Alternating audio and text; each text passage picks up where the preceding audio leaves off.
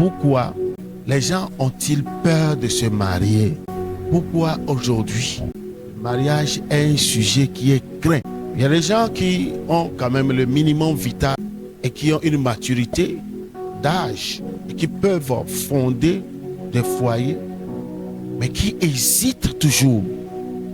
Pourquoi ce type de comportement? Alléluia. Je m'avais vous proposer deux approches de réponse.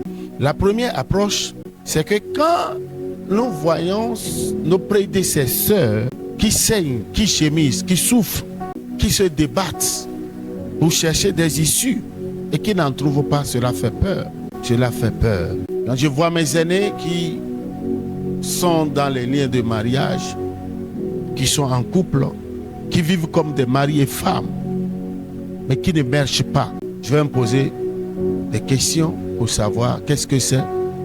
Et si le mariage est ce que je suis en train de voir, si le mariage est ce cauchemar que cette femme est en train de faire ou de vivre, non, je dois quand même réfléchir. Je dois quand même réfléchir un peu avant de, alléluia, avant de me préparer, avant de rentrer dans les liens de mariage. C'est très important. L'autre approche de réponse est, ça pourrait être une déception, ça pourrait être une crainte, une peur, ça pourrait être un souci d'embarras de choix. Souvent, quand nous voulons tomber sur les choix de nos rêves, je veux un homme qui a telle allure, carrure, taille, telle corpulence, qui a un tel diplôme, qui a ceci ou cela, qui est tendre de nature. L'homme peut vous montrer une facette quand il a besoin de vous. L'homme sait jouer à la mesquinerie. Être mesquin, c'est quoi? C'est d'afficher un bon comportement à votre égard, tout comme si je suis de cœur avec vous, je vous aime tel que vous êtes et autres, tout ça là. Mais une fois satisfait, je change de comportement. Tout le monde sait le faire, que ce soit les femmes ou les hommes. Alléluia. C'est très important, bien-aimés, que nous comprenions que le mariage aujourd'hui, c'est un sujet qui est craint. C'est un sujet qui fait peur. Parce que quand on pense à la maternité, quand on pense à sa liberté qui nous sera arrachée, quand on pense à toutes ces difficultés, les challenges, les défis, et surtout quand on tombe sur une femme qui n'est pas facile, un homme qui n'est pas facile, et tout ce qu'on voit d'à côté, vous voyez, ça fait peur. Cela fait peur. C'est pourquoi aujourd'hui, le plan de Dieu pour la race humaine est mis en état latent. Nous disons souvent que le mariage répond à la destinée. Et Dieu lui-même a dit dans sa parole dès le livre de Genèse qu'il n'est pas bon que l'homme soit seul, car je lui ferai une aide semblable. Quand tu es sans mari ou sans femme, à un âge adulte, la Bible dit quoi? Il n'est pas bon que tu demeures seul. Il n'est pas bon que tu demeures seul, que tu sois seul. Tu dois te marier. Et c'est le plan que Dieu a pour chacun d'entre nous. Je voudrais particulièrement dire aux sœurs bien-aimées, vous êtes la côte de quelqu'un. Si votre mari n'existait pas, vous n'allez pas exister. Et là, quels que soient les défis auxquels vous faites face, les difficultés, les attaques, dites-vous que votre mari existe. Votre mari est là. Peut-être que l'ennemi l'a caché quelque part. Il se pourrait qu'il n'est pas sur le même continent que tu es, dans la même nation, ou il se pourrait qu'il n'est pas dans la même ville. Mais une fois que vous comprenez que il n'y a pas de raison pour laquelle vous n'allez pas vous marier, car vous êtes la côte de quelqu'un. Seigneur, je réclame mon nom. Je voudrais qu'il me localise. Je voudrais que tu fasses quelque chose de fort, de puissant dans ma vie. Je ne veux plus continuer, je ne veux pas brûler. Alléluia. Et quand vous voyez, la Bible dit que le juste vivra par la foi. Le juste vivra par la foi. Et comme le définit le livre des Hébreux chapitre 11 verset 1 dit, la foi est une ferme assurance. Vous devez avoir cette substance en vous que Dieu n'est pas un homme pour mentir, ni un fils d'homme pour se repentir. Peu importe votre passé, peu importe vos erreurs, peu importe vos péchés, les bêtises qui ont été commises par le passé, ce n'est qu'une, alléluia, ce n'est qu'une remise en état. Alléluia. Dieu ne va pas regarder ça. C'est pourquoi il est toujours là, assis sur son trône de grâce. Dieu est là. Et si nous espérons toujours compter sur lui qui fera toujours de nouveaux miracles, il est même le Dieu de la dernière minute. Dieu peut tout faire. Il suffit seulement que nous l'élevions. Il suffit seulement que nous acceptions de dresser sa bannière dans nos vies, sur la table de notre cœur. Alléluia. Dieu est là. Ne perdez pas de courage. Il y a des gens, alléluia, à cause de cette perte de courage, décident de se jeter entre les mains du diable. Laissez-moi vous raconter l'histoire de deux sœurs, la grande et la petite sœur. La grande travaillait dans un aéroport au niveau de l'immigration, comme la police d'immigration. Et il y avait eu un monsieur libanais qui était venu dans leur pays. Et elle avait pris soin de ce monsieur. Et ils se sont sympathisés. Et elle est devenue du coup sa copine. Il s'est fait que la petite de cette sœur est plus belle, plus mignonne. Donc le monsieur a décidé de sortir avec les deux sœurs, la grande et la petite. Et c'est ce qui fut fait. Je crois que dans leurs mœurs, c'est acceptable. Sous d'autres cieux, ça ne se passe pas. Surtout en Afrique de l'Ouest. Et le monsieur a fait son temps, son beau temps, en allant avec ses deux sœurs, de même père, même mère. Et vers la fin de son séjour, il leur a fait chacune une grosse enveloppe, suivie d'une note. L'enveloppe était remplie d'argent, mais il y a aussi une note annexée qui est à côté de l'argent dans l'enveloppe. Qu'est-ce qu'il a écrit? Quel était le contenu de l'enveloppe? Il y avait de l'argent. Et la note disait que prenez soin de vous en vous traitant car je suis séropositif. Donc les deux sœurs désespérées qui n'avaient pas de mari et qui ont trouvé un tout cuit, un prêt-à-porter. Parce que le monsieur est venu avec beaucoup d'argent, mais qui est un morguier, un distributeur de la mort. Il a tué, pas fini, ses deux sœurs. À l'époque, il n'y avait pas, aujourd'hui, ces produits que nous appelons des rétroviraux qui atténuent le développement de ces virus qui aujourd'hui permettent à ces porteurs de ce virus de vivre quand même, quand bien même ils ont ce mal en eux. Ne vous désespérez pas et ne permettez pas au désespoir de vous permettre de prendre une décision négative qui mettra fin prématurément à votre vie. Alléluia. L'autre chose que nous allons aborder ici, c'est de savoir pourquoi beaucoup de mariages échouent-ils. Sur les 100 cas de mariage, il y a environ 20 qui réussissent difficilement. Sur 100 cas de mariage, 20 qui réussissent. Il y a 5 sur les 100 cas qui maintiennent leur, alléluia, disposition de fidélité à vie. Sur 100 cas de mariage, 100 couples, il n'y a que 5% de couples qui demeurent fidèles l'un à l'autre. Pourquoi beaucoup de mariages aujourd'hui échouent-ils? Quel est le problème? Je voudrais que notre approche soit biblique, parce que notre contexte, c'est un contexte purement biblique. Et je voudrais spécialement m'adresser aux enfants de Dieu. Et sur ce, je m'en vais lire ce texte de Romains chapitre 8, verset 13 à 14. Là, la Bible dit ce qui suit. Si vous vivez selon la chair, vous mourrez Mais si par l'esprit vous faites mourir les actions du corps, vous vivrez. Verset 14. Car tous ceux qui sont conduits par l'esprit de Dieu sont fils de Dieu. Si nous voulons réellement répondre à cette question,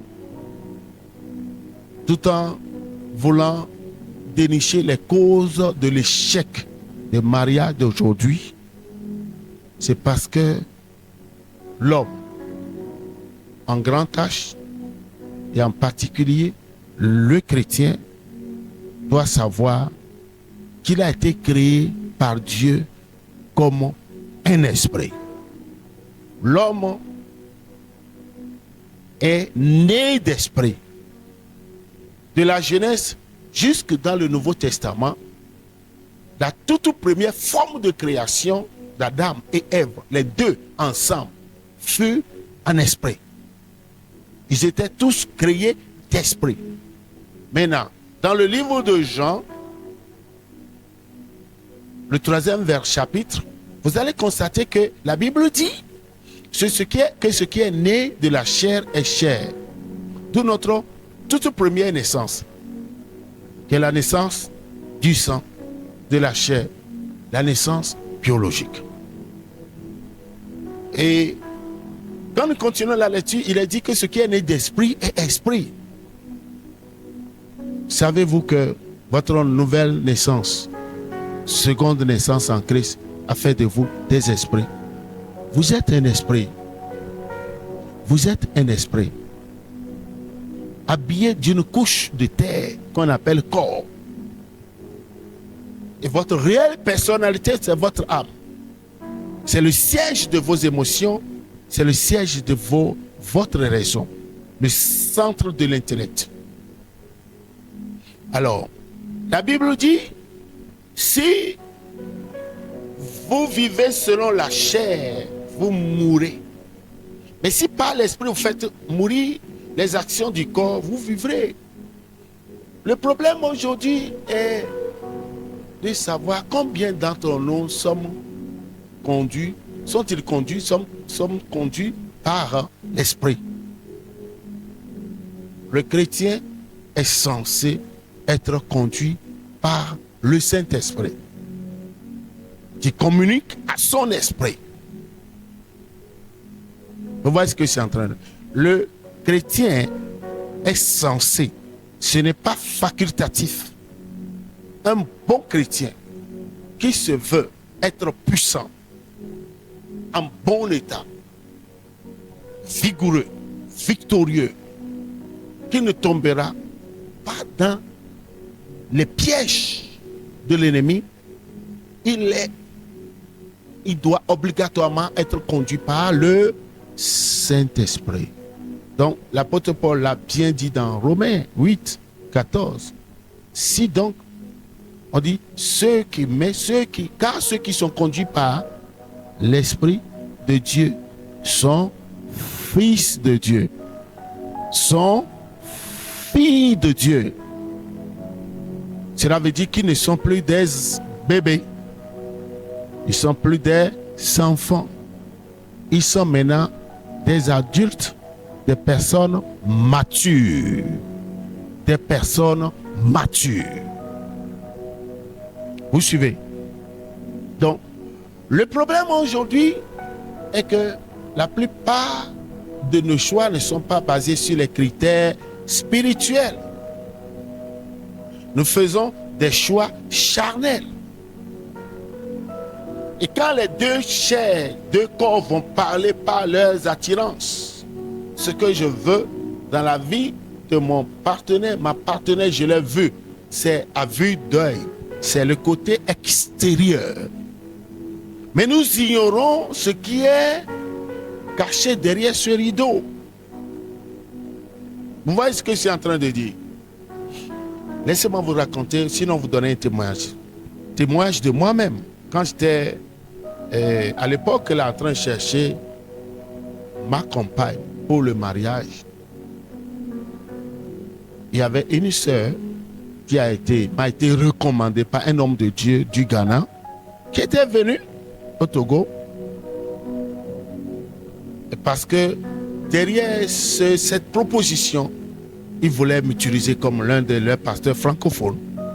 Donc la sœur était venue comme une missionnaire. Et si jamais elle tombait sous mon charme, sinon si je tombais sous son charme, je l'acceptais, je l'aimais, et qu'on se mariait comme ça rapidement, j'allais devenir l'un de leurs pasteurs francophones. Et donc je ne savais pas que tout cela s'était tramé contre moi. Mais la grâce que j'ai obtenue de la part de Dieu était quoi? Pendant la nuit, j'ai eu un songe. J'ai vu la sœur et j'ai vu aussi un groupe de personnes qui a tué le groupe, a tué un serpent qui a été morcelé. Et le morceau de serpent a été mélangé. On a fait un mixage de ce serpent frais avec du sang frais. Et on m'a demandé, si tu veux épouser cette sœur, tu dois d'abord manger notre repas qu'on t'a présenté. Le serpent cuit même, je ne pourrais pas le manger.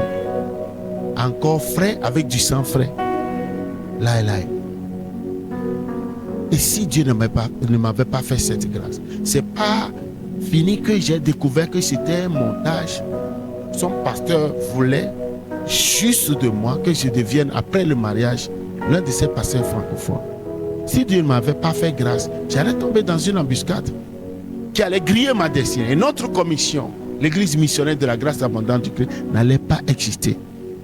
Vous voyez? Donc, le diable pourra utiliser n'importe qui pour tuer ta destinée. Donc, ce que je voulais dire est que si je suis un esprit, vous êtes un esprit. Pourquoi n'allons-nous pas prendre tout notre temps pour vérifier si celle-là avec qui je partagerai tout le restant de ma vie a été faite pour moi? Parfois, Dieu n'a pas besoin de parler. Il m'a montré une image. Si je suis intelligent, c'est à moi de prendre ma décision. Il n'a pas dit, si j'ai vu une image, c'est à moi maintenant, à moi de l'interpréter et de prendre ma décision. Souvent, nous pensons que Dieu va nous dicter les choses. Dès les tout premiers jours, quand le premier couple avait péché et Dieu était allé les interpeller, chacun accusait l'autre. Adam a accusé Dieu en accusant sa femme que c'est la femme que tu as mise à mes côtés qui m'a donné le fruit à manger. Et à la femme maintenant, elle a dit, c'est le serpent qui m'a séduit. Et le pauvre serpent n'a pas trouvé sur qui il doit accuser. Il doit jeter le sort. Mais pas fini, il est devenu l'accusateur de nos frères. Le diable a pris l'onction là-bas pour continuer par nous accuser. Il devient maintenant l'accusateur, notre accusateur, qui nous accuse devant Dieu nuit et jour. Donc, bien-aimés, c'est la triste réalité aujourd'hui. Ce qui est frappant, qui est à vue d'œil, ce n'est pas le message. La réelle personnalité, c'est ce qu'on ne voit pas à l'œil nu. Et donc, si vous n'êtes pas spirituel, quand nous regardons le comportement de nos parents qui n'avaient pas connu Jésus, qu'est-ce qu'ils font? Ils vont consulter, charlater. Ils vont aller voir les clairvoyants, les tradipraticiens, pour voir si cette personne-là, cette fille-là, cet homme-là, parce que pour des raisons de prudence, on ne voudrait pas que perdre sa fille ou son fils. Il se pourrait que la personne a de la sorcellerie. Mais physiquement, elle est belle. Elle est présentable. Elle a une belle forme. Elle est remplie de l'esprit de sorcellerie, qui n'attend que te marier et te bouffer. Je vous donne encore un autre exemple. Il s'est passé à côté dans un pays, un homme de Dieu, sacrément oué par Dieu, exerçant son ministère. Et dans le ministère, il a vu une femme très belle, on dirait que c'est une métisse, en Afrique noire, Afrique de l'Ouest. Elle brillait plus que tout le monde, très belle. Et mon grand frère pasteur a décidé de la prendre en mariage. Les aînés n'étaient pas d'accord parce que l'esprit a parlé. Mais tellement que ce frère, pasteur aîné, avait mordu la maison, qu'il ne voulait plus rien entendre. C'est comme si les autres sont jaloux. Parce que lui, il a vu un choix exceptionnel qu'il a fait. Et selon lui, cette femme avec... Voyez, tout le monde va faire ça va faire du bruit le mariage. Tout le monde dira qu'il a fait un bon choix. Après le mariage, la couleur claire a disparu. La fille est redevenue noire. Quelques mois plus tard, elle a tué le pasteur. Elle a dit, j'avais reçu une mission de sous la mer, du monde marin, sous-marin. Et comme tu nous dérangeais, je suis venu t'éliminer. Bon, c'est un homme de Dieu. Les aînés ont parlé. Qu'est-ce qui s'est passé? Spirituellement, il a été déconnecté. Spirituellement, ses yeux ont été cassés, aveuglés. Spirituellement,